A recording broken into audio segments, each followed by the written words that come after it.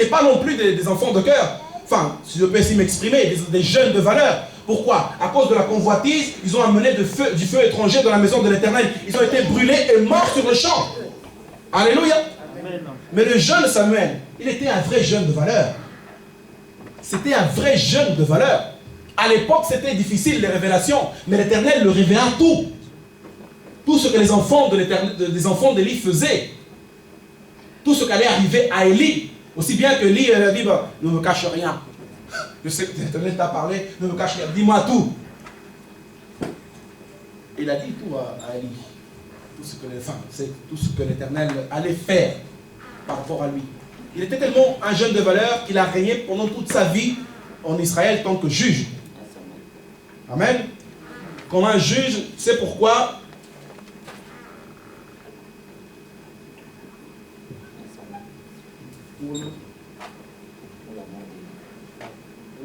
je vous laisse un petit passage où il parlait de ceux qui me sanctifient, ceux qui me méprisent. Je sais rapidement, je n'ai pas trouvé. Mais c'est là où l'Éternel parle effectivement de la mort d'Élie. Amen.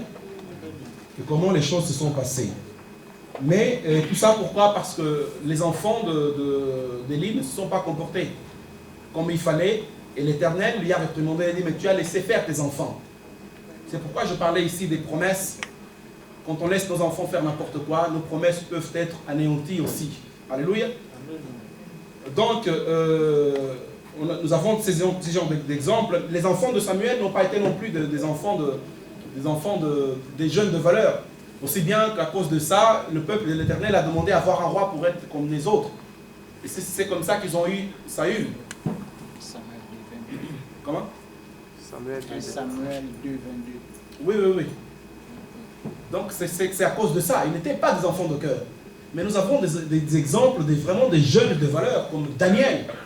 Daniel, il n'a pas régné son Dieu. Malgré sa souffrance, ils ont été élevés de Juda. Ils ont été amenés quelque part comme captifs. Ils ont choisi les plus beaux, les plus jeunes garçons pour faire office de serviteur du roi. Il fallait qu'ils mangent à la table du roi et boivent du vin du roi pour être formés en quelque sorte pendant 3 ans. Mais ils n'ont pas voulu souiller leur chair, enfin leur corps, leur âme, leur esprit avec les mets du roi. Amen. C'est pas l'Europe, l'Europe, ce n'est pas le paradis. Ce n'est pas les choses qu'on voit ici qui doivent changer notre mentalité. Ils avaient déjà un Dieu, ils savaient qui ils servaient. Ce n'est pas à cause du vin là et la chair qu'ils allaient manger, sacrifier je ne sais pas à qui, qu'ils allaient mourir. Ils ont dit, viens, punissez-nous avec des légumes et de l'eau pendant 10 jours. Au bout de 10 jours, les autres n'avaient pas mangé, avaient une mine pire encore que ceux qui avaient mangé des légumes et de l'eau. Comment expliquer ça? C'est la grâce de Dieu. Pourquoi? Dieu les a bénis parce qu'ils ont fait confiance à Dieu. Ils ont fait confiance à l'Éternel. C'est ça la valeur d'un jeune. C'est ça la valeur d'un homme. Quand tu as l'esprit de l'Éternel, tu ne renies rien à cause de ce monde. Tu ne peux pas renier l'Éternel. Les ennemis de Daniel ont été mis dans la fosse au lion. Pourquoi? Parce que l'Éternel les a confondus. Il était victime de démagogie professionnelle. Au travail, il a dit, celui-là, il a fait ça. Il n'est pas bon, il n'est pas bon. On va l'expulser. À Daniel, on l'a mis dans la fosse au lion pour le manger. Il n'a pas été mangé. C'est ses bourreaux qui ont été mangés à sa place. Amen.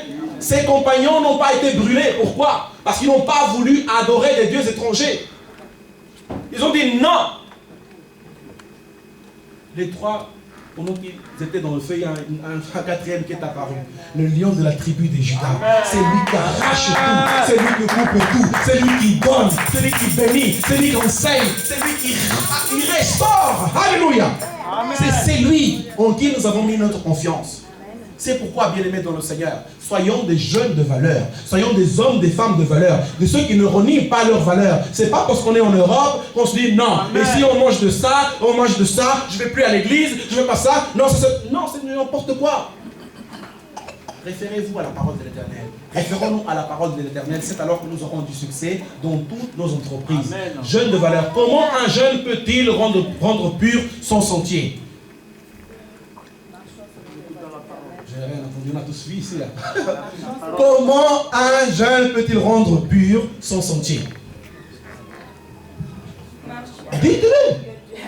Dites-le, c'est comme ça. C'est en marchant dans la crainte de l'Éternel. Ce n'est pas autrement. Sinon, on fait du grand n'importe quoi. Et c'est ce genre de valeur qu'on doit porter vers le monde. Si le monde ne voit pas cette brillance, si le monde ne voit pas ce rayonnement en toi, comment il pourra accepter le Seigneur? Amen. Comment? Si tu n'es pas un exemple. Alléluia.